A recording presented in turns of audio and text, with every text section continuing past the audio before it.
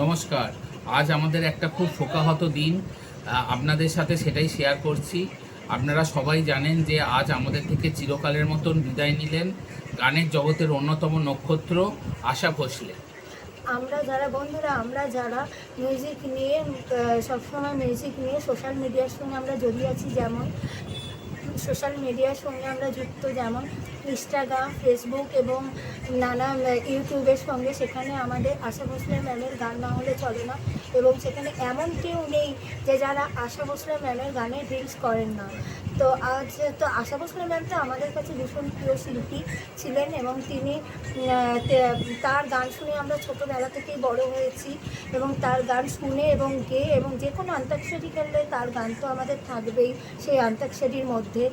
কিন্তু আজ আমরা ভীষণ দুঃখিত যে তার এই দুঃখের খবরটাকে যে তিনি আজ আমাদের মধ্যে নেই এবং তিনি আজ আমাদের মধ্যে নেই। তার এই আত্মার শান্তির জন্য আসুন আমরা সবাই তার আত্মার শান্তি কামনা করি। নমস্কার।